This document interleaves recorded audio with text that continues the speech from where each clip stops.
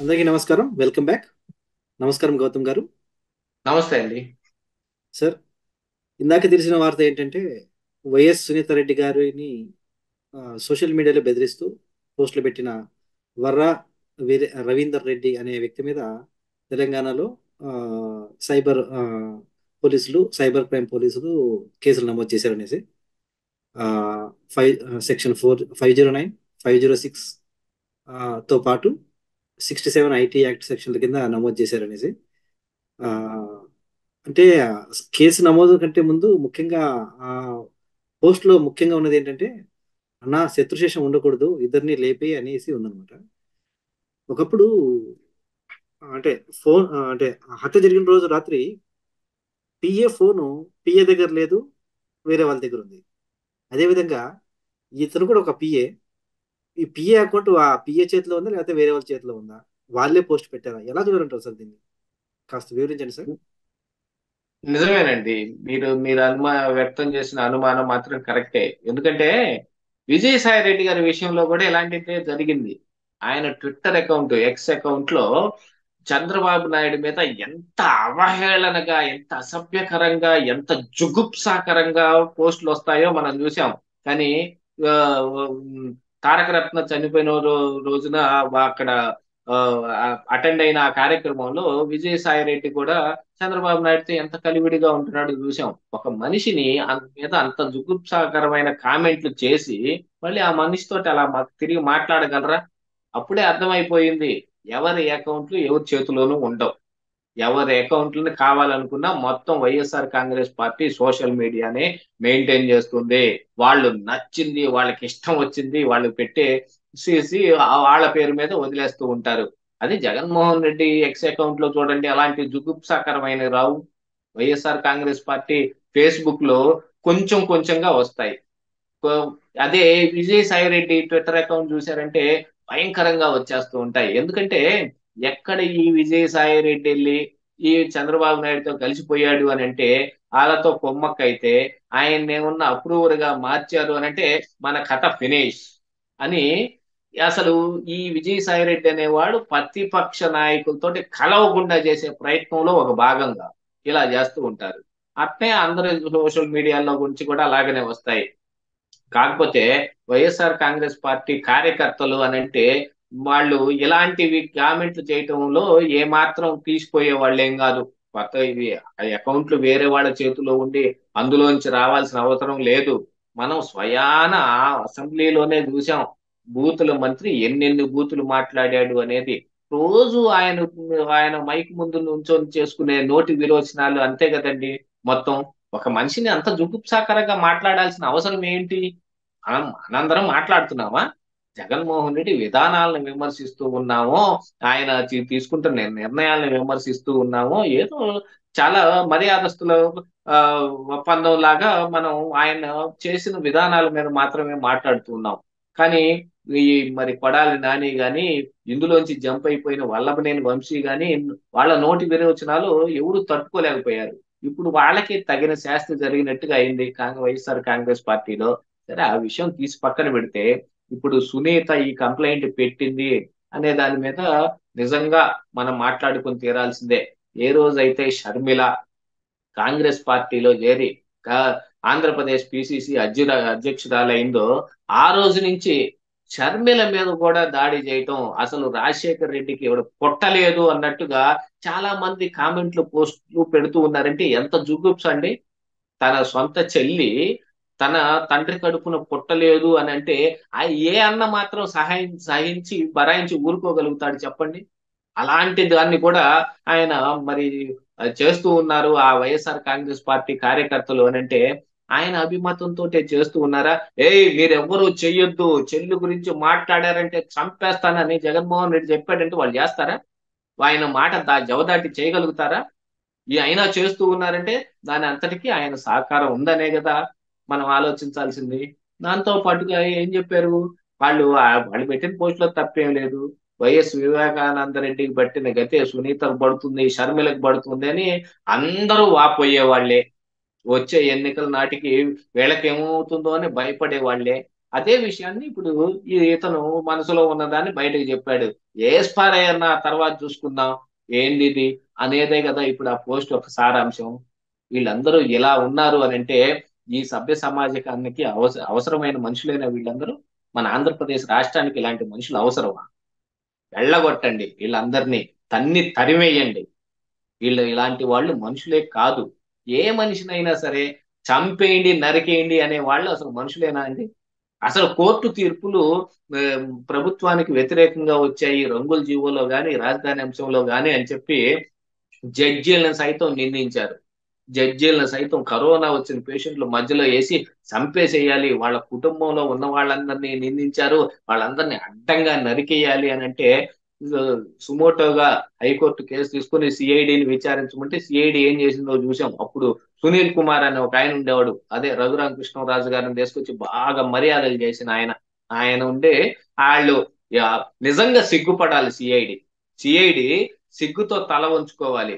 High court ఒక కేసుని సిఐడికి ఇస్తే అందులో ఇసుమంతైనా చీమ తలకాయ అంతైనా కూడా అభివృద్ధి చూపించలేదని సిఐడి దగ్గర నుంచి ఆ కేసు తీసేసుకుని సిబిఐకి అప్పగించారు. సిబిఐ కూడా ఏం చేయలేకపోయింది, అది వేరే విషయం. కానీ సిఐడికి ఇది తలవంపులా కాదా?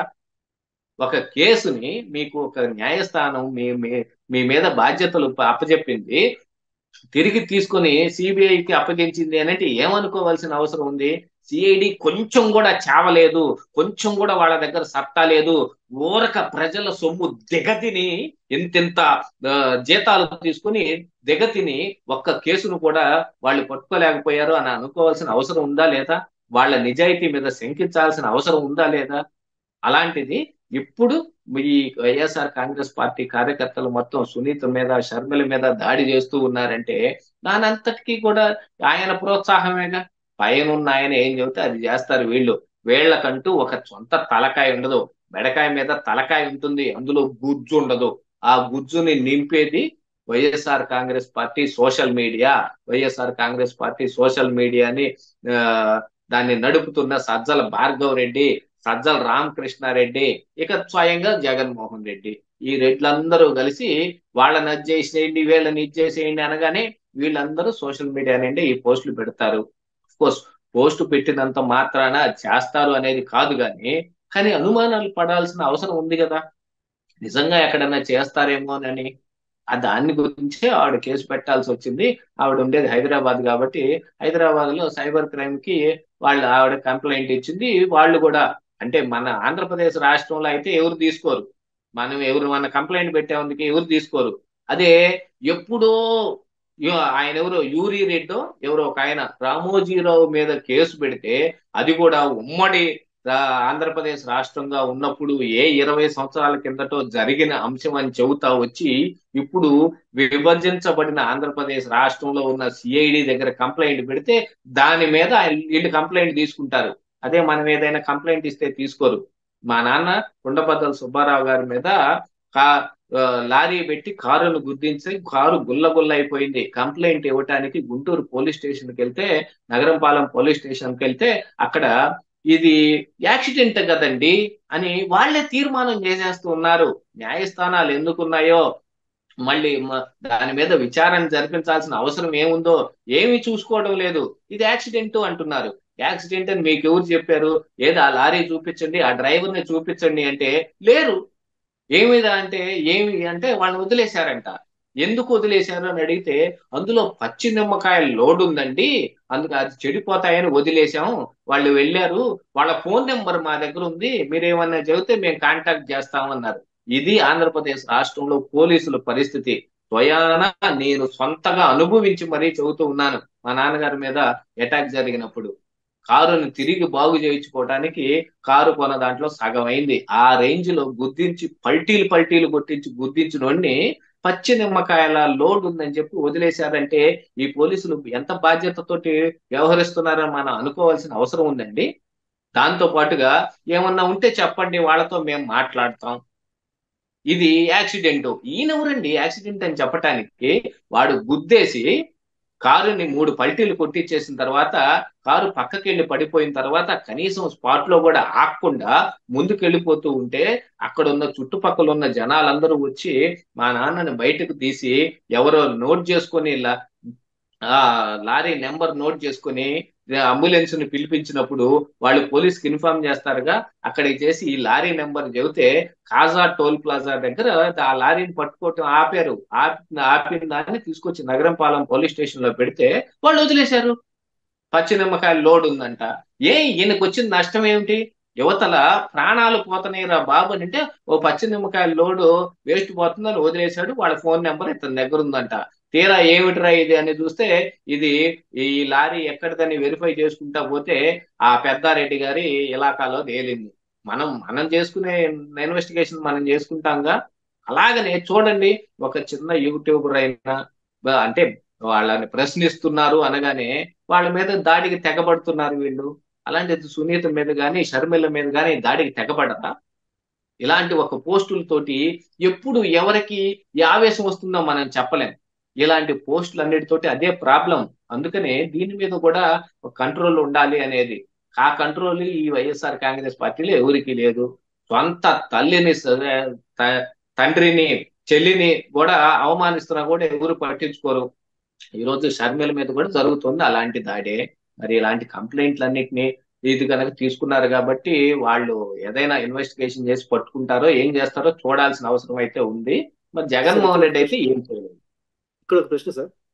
ఆ, ట్రిపుల్ ఆర్ గారి మీద కేసు ఉన్నప్పుడు ఏపీ పోలీసులు, సిఐడి పోలీసులు మఫ్టీలో వెళ్ళేసి ఆ, ఏదో సిబిఐ పేరు చెప్పు, ఆ పేరు ఈ పేరు చెప్పేసి ఆయన్ని తెలంగాణ రాష్ట్రంలో ఉన్న ఆయన్ని ఎత్తుకుని వచ్చేసారు. అవును. అలాగే ఇప్పుడు తెలంగాణ పోలీసులు ఆ సాహసం చేయగలరంటారా? ఇక్కడికి వచ్చి ఆ అబ్బాయిని, ఆ వర రవీందర్ రెడ్డిని అరెస్ట్ చేయగలరంటారా? యాక్చువల్ గా సాహసం ఏం కాదండి, అది రూల్. అప్పుడు కేసీఆర్ ఉన్నాడు, సిఐడి వచ్చింది. అసలు ఎంపీని అరెస్ట్ చేయడానికి అంటే ఒక ప్రాసెస్ ఉంటుంది, ఒక పద్ధతి ఉంటుంది. దాన్నే ఏం పాటించకుండా వాళ్ళు వచ్చి ఎత్తుకెళ్ళిపోయారు. లోకల్ పోలీస్ స్టేషన్ లో వాళ్ళు కనీసం ఇన్ఫర్మేషన్ కూడా ఇవ్వకుండా ఎత్తుకెళ్ళిపోయారు. వచ్చింది సిఐడి. దాని ఒక్క రఘురామకృష్ణరాజు గారి ఇంటికి ఏమిటి, చింతకాయల విజయ్ ఇంటికి వెళ్ళలేదా? చిన్న పిల్లల సైతాన్ని బెదిరించలేదా? ఇలాంటివన్నీ మనం చూసాం కదా. కాకపోతే ప్రొసీజర్ ఏదైతే ఉందో దాన్ని అయితే గనక ఈ తెలంగాణ పోలీసులు ఖచ్చితంగా పాటించి తీరుతారు. మన సిఐడి లాగా ఈ కార్లు వేసుకొని చొచ్చుకొని ఇండ్లలోకి వచ్చారు. ఆ ప్రొసీజర్ పాటించేటప్పుడు ఇదిగో ఫలానా వాళ్ళు ఫలానా రకంగా ఇదిగో ఈ కంప్లైంట్ పెట్టాడు, వాళ్ళు ప్రొసీజర్ ప్రకారం చేస్తారు. కాదు అన్నారనుకోండి, ఇంకా ప్రొసీజర్ చాలా ఉంది. కోర్టుకు వెళ్తారు, కోర్టు నుంచి ఆర్డర్ తీసుకొని వస్తారు. చచ్చినట్టు సిఐడి ఏంది డీజీపీఏ దగ్గరుండి వాడిని పట్టించాల్సిన అవసరం వస్తుంది. ఆ పని చేయలేదా? ఎవరైనా సరే ఒక ప్రొసీజర్ ని ఫాలో అయ్యేటప్పుడు దాంట్లో ఉండే ఉపయోగాలు కూడా ఉంటాయి. కేవలం అనర్థదాయకమైన విషయాలే కాదు, ఉపయోగాలు కూడా ఉంటాయి. వాటిని కూడా గుర్తుపెట్టుకోవాలి. పోలీసులు తలుచుకుంటే ఏదైనా చేయగలరు. వాళ్ళు ఒకవేళ ఖచ్చితంగా ఈ తెలంగాణ పోలీసులు అతన్ని అరెస్ట్ చేయగలుగుతారు అని నేను నమ్ముతున్నాను. ఒకవేళ వాళ్ళ పార్టీ అధికారం కోల్పోతే ఇలాంటి పిఏల పరిస్థితి ఏంటి సార్? ఏంటండి మళ్ళీ అడగండి. ఒకవేళ వాళ్ళ ఉన్న, అంటే వాళ్ళకి సపోర్ట్ గా ఉన్న పార్టీ అధికారాన్ని కోల్పోతే వీళ్ళ పరిస్థితి ఏంటి? నిజంగా అది అగమ్య గోచరమైన పరిస్థితేనండి. ఉన్నప్పుడు ఎగిరెగిరి పడ్డారనుకోండి, ఆ తర్వాత నడ్డి విరుగుతుంది. వీళ్ళు చేసిన పనిని వాళ్ళు చేయలేరా? ఆల్రెడీ లోకేష్ నేను ఒక రెడ్ బుక్ పెట్టాను, ఇందులో అందరి పేర్లు రాస్తూ ఉన్నాను అనే కొన్ని సంకేతాలు కూడా ఇస్తూ ఉన్నాడు. రేపు వాళ్ళ అధికారంలోకి వస్తే తిరిగి ఏం జరుగుతుందనే చూడాలి. కాకపోతే అవన్నీ జరగకూడనివి. ఇప్పుడు వైఎస్ఆర్ కాంగ్రెస్ పార్టీ చేసింది కదా అని రేపు తెలుగుదేశం కూడా చేస్తే అదేమి న్యాయం అయిపోదు, అదేమి న్యాయం అనిపించుకోదు. కాకపోతే ఇలాంటి వాళ్ళందరినీ నిలువరించాలి అని అంటే ఇప్పుడు పోలీసులు ఒక జేబు దొంగని తీసుకొచ్చారండి, అతన్ని చెత్త కొట్టుడు కొడతారు. కానీ అది న్యాయస్థానం ప్రకారంగా నేరం, మనకున్న రాజ్యాంగం ప్రకారంగా అది నేరం. కానీ ఏం చేస్తారు? వాడిని అలా తీసుకెళ్లి న్యాయస్థానంలో పెడితే వాడికి ఏ ఫైన్ వేసో లేకపోతే ఒక నెల జైలు శిక్ష వేసుకో బయటకు పంపిస్తే వాడు అదే తిరిగి అలవాటుగా వస్తుంది. కానీ పోలీసులు మాత్రం ఒకసారి ట్రీట్మెంట్ ఇచ్చారనుకోండి, వాడు కనీసం ఓ సంవత్సరం పాటు మానేసే అవకాశం ఉంటుంది.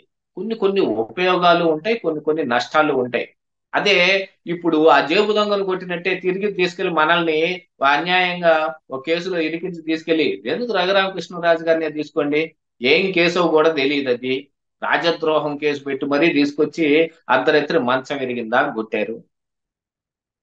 ఏమనుకోవాలి, ఎంపీనే ఇలా చేశారు అని అంటే. వీళ్ళ పరిస్థితి ఏమిటి అని అంటే, ఊరు వదిలిపెట్టి పారిపోవడం, లేకపోతే 5 సంవత్సరాలు సరెండర్ అయిపోయి, బాబోయ్ నీకు నేను దాసాను దాసుని, నీ అడుగులకు మడుగులు ఒత్తుతాని వాళ్ళకి సరెండర్ అయిపోవటం. లేదు అని అనుకుంటే వాడే ఏదైనా చేసుకుని ఏదైనా చచ్చిపోవటం. ఇంత మించిన వేరే మార్గాలు ఏముంటాయి చెప్పండి.